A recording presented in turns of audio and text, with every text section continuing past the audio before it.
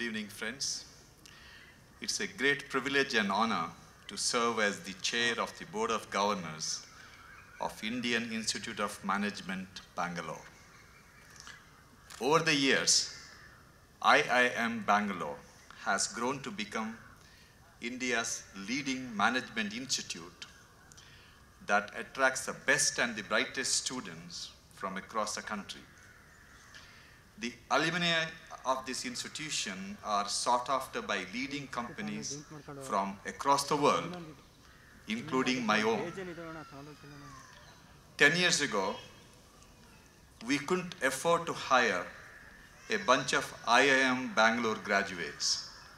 For your information, you people are very expensive.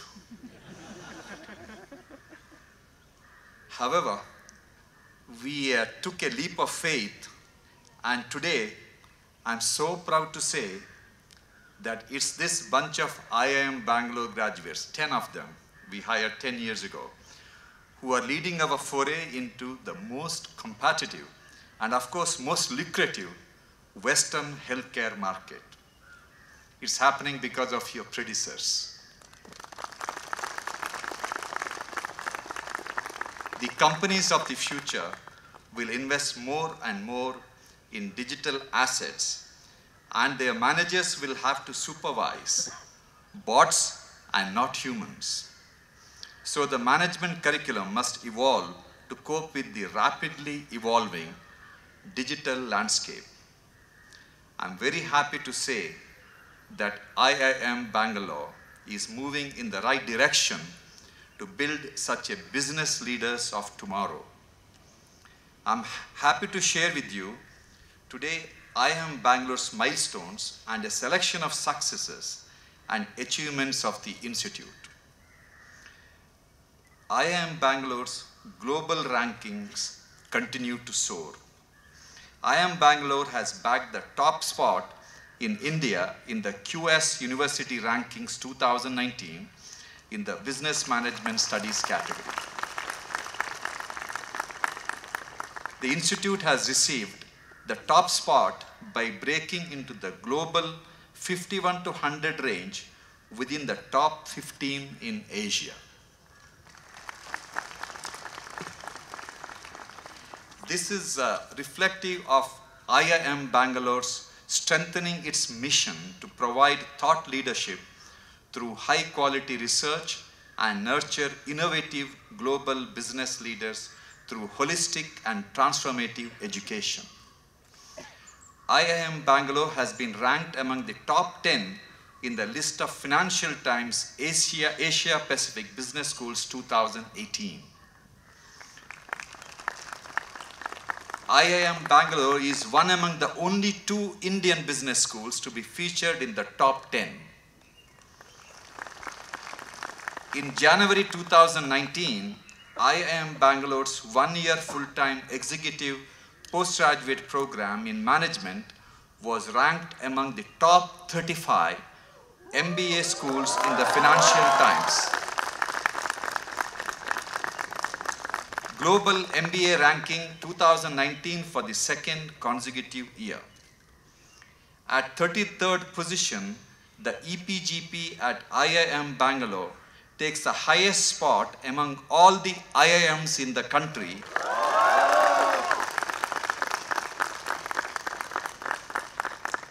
IIM Bangalore strives to strike partnership with other leading global organizations such as Mphasis, Ford Foundation, Infion, and more to enhance the value of the school as a leading hub for management studies and research.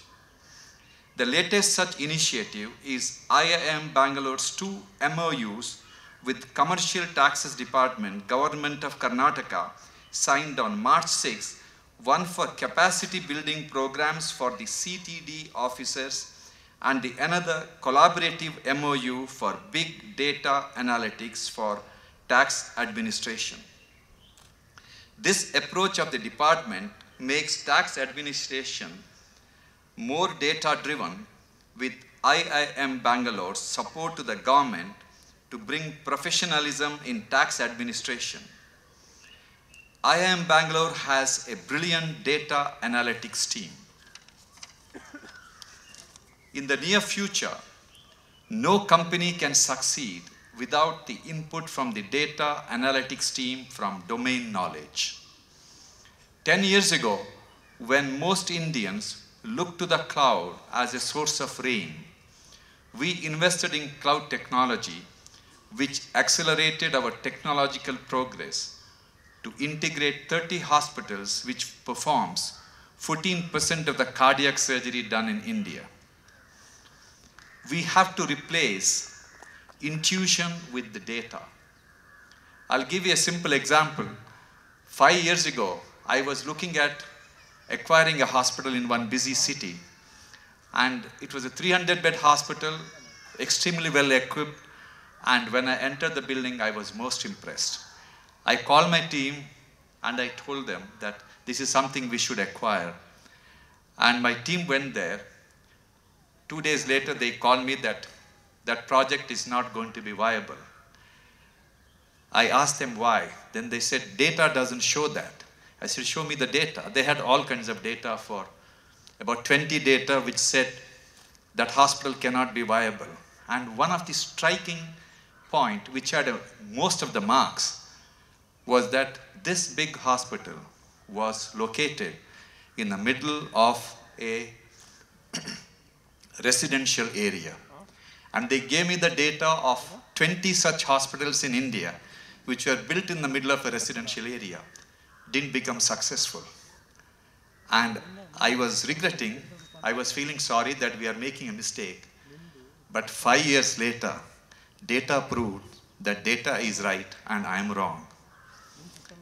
And today, in our institution, we believe in God, but for everything else, we need data. 5 years ago, we started building Medha, our data analytics platform. Believe me, already it has saved many precious lives by replacing doctor's intuition and doctor's statement that I always did like this to data-driven decision-making. It has inculcated in our organization a culture of data-driven decision-making. I'm very happy and proud to say that it is Vivek, a brilliant IIM Bangalore graduate, who launched Medha, our data analytics platform. And thank you, IIM, for producing such a fantastic graduate from your institution. India's leading firms continue to hire from IIM Bangalore. The lateral and final placements of the PGP class 2017-19 saw all 411 students who appeared for placements being placed over 2 interview days, just 2 interview days. Most of the 73 EPGP students are graduating class. The 14 non-DPT, DOPT candidates of the graduating PGPPM class, as well as the few aspirants from the FPM class who sought placements, have found suitable career options. In fact, sought-after recruiters participated in the final placements with better offers than in the earlier years. IIM Bangalore also saw a diverse set of new recruiters this time. I am also happy to see IIM Bangalore's initiatives relating to expansion.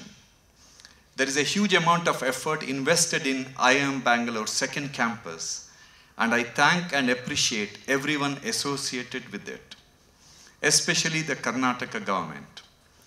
We have new programs and some new centers with plans to have larger batch sizes of existing programs, to introduce related postgraduate programs, and to set up more centers. It gives me immense pride to announce that Mrs. Kalpana Saroj, one of our board of governors, was awarded Nari Shakti Purashkar by the Honorable President of India on International Women's Day. This is the country's highest civilian award recognizing the achievements and contributions of women. Congratulations on your graduation, dear students. I'm sure there are great takeaways from your time here. Make us proud of your achievements, but also give back to society and continue your association with your alma mater. And now let me share that we are very lucky to have Mrs. Arundhati Bhattacharya here today amongst us, and it is a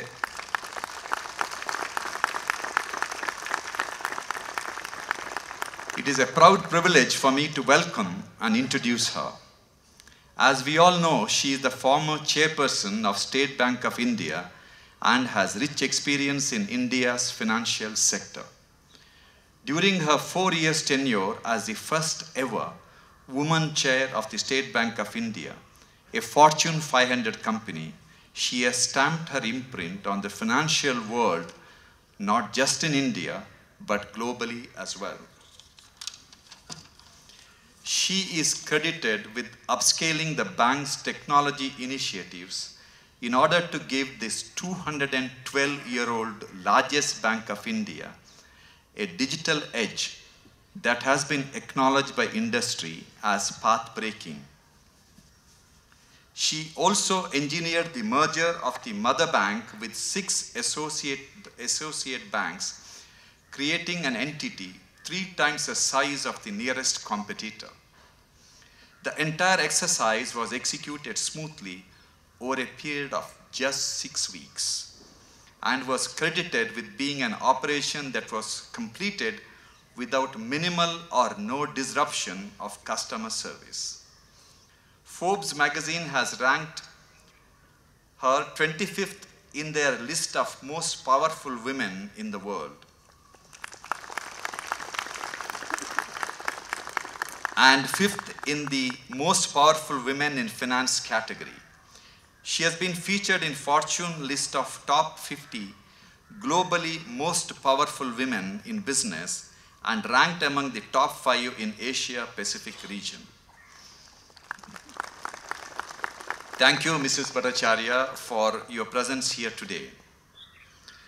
Before I end, I have just one piece of advice to the graduating students. My advice to you is for you to buy the most advanced and expensive mobile phone, and don't use it for talking and entertainment. Use it for running your business, irrespective of what business you are going to be. Why? Because you look at your desktop only 5 to 10 times in a day, but you look at your mobile phone 200 times in a day. Remember, business of the future will run only on mobile phone. Every company will eventually become a software company. Remember the famous statement of Mark Anderson, founder of Netscape: software will eat the world. My dear friends, wake up to the new realities and conquer the world. Good luck and God bless.